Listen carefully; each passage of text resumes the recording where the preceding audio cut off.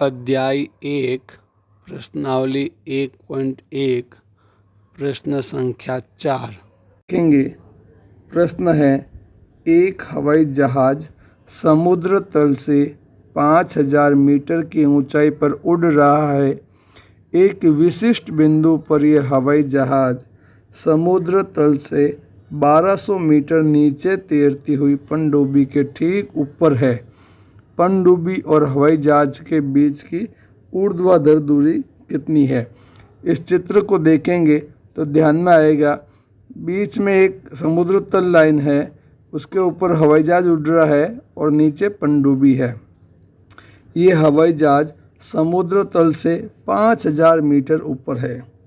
हवाई जहाज की ऊंचाई 5000 मीटर और समुद्र तल से पनडुब्बी की गहराई है 1200 मीटर। यहाँ पनडुब्बी जो है वो समुद्र तल से 1200 मीटर है। तो दोनों के बीच की ऊर्ध्वाधर दूरी ज्ञात करनी है, तो 5000 और 1200 मीटर को जोड़ेंगे तो 6200 मीटर प्राप्त होंगे।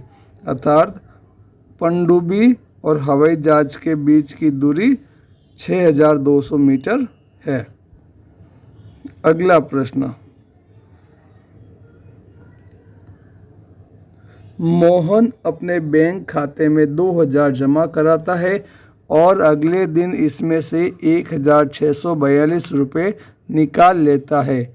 यह खाते में से निकाली गई राशि को ऋणात्मक संख्या से निरूपित किया जाता है, तो खाते में जमा राशि को आप कैसे निरूपित करेंगे? निकासी के पश्चात मोहन के खाते में शेष राशि ज्ञात कीजिए। अपन जानते हैं ये बैंक है, इस बैंक में अपन रुपए जमा कराते हैं और निकाल सकते हैं। बैंक में अपना खाता खुलवा सकते हैं, जमा राशि अपन जमा करा सकते हैं। तो प्रश्न कह रहा है, यदि अपन बैंक में निकाली गई राशि को ऋणात्मक संख्या निरूपित किया जाता है, तो हम जमा राशि को धनात्मक संख्या से निरूपित करेंगे। बैंक से कोई राशि निकालेंगे तो वो ऋणात्मक होगी और बैंक में जमा कराएंगे तो धनात्मक होगी। अब आगे कह रहा है कि निकासी के पश्चात मोहन के खाते में शेष राशि ज्ञात कीजिए। तो देखेंगे, मोहन द्वारा बैंक खाते में जमा राशि 2000 रुपये, बैंक में 2000 जमा कराए और मोहन द्वारा बैंक से निकाली गई राशि 1642 रुपये, इतने रुपये वापस निकाल दिए।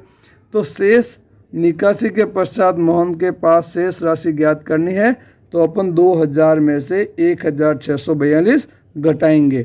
घटाने पे अपन के पास 358 रुपये प्राप्त होंगे। अर्थात बैंक से 1642 रुपये निकालने के बाद मोहन के खाते में 358 रुपये शेष रहे। अगला प्रश्न, अब देखेंगे, रीता है एक बिंदु ए से पूर्व की ओर बिंदु बी तक 20 किलोमीटर की दूरी तय करती है। यहाँ पे रीता खड़ी है और वो बिंदु बी की ओर पूर्व की दिशा की ओर 20 किलोमीटर चलती है। उसी सड़क के अनुदेश बिंदु बी से वह 30 किलोमीटर की दूरी पश्चिम की ओर तय करती है। पहले 20 किलोमीटर यहाँ आती है और यहाँ से 30 किलोमीटर पश्चिम की ओर जाएगी।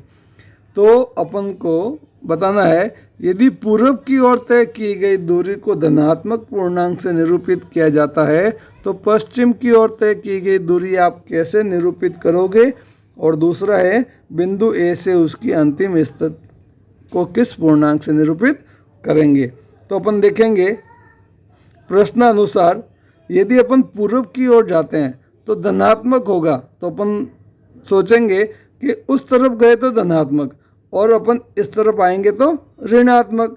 इसलिए अपन लिखेंगे, पूर्व की ओर तय की गई दूरी को धनात्मक पूर्णांक से निरूपित किया जाता है, तो पश्चिम की ओर तय की गई दूरी को ऋणात्मक पूर्णांक से निरूपित करेंगे। अब प्रश्नानुसार ए से बिंदु बी तक पूर्व की ओर तय की गई 20 किलोमीटर, तो इसको धनात्मक लिखेंगे +20।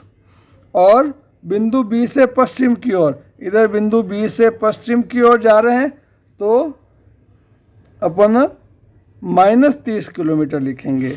अब बिंदु ए से उसकी अंतिम स्थिति क्या होगी? तो पहले 0 20 डिग्री हुआ प्लस के, और 30 डिग्री पश्चिम की ओर माइनस हो गया, तो 20 में से 30 घटाएंगे तो माइनस 10 किलोमीटर, अर्थात ए से 10 किलोमीटर इस तरफ रीता की स्थिति रहेगी। अगला प्रश्न करते हैं।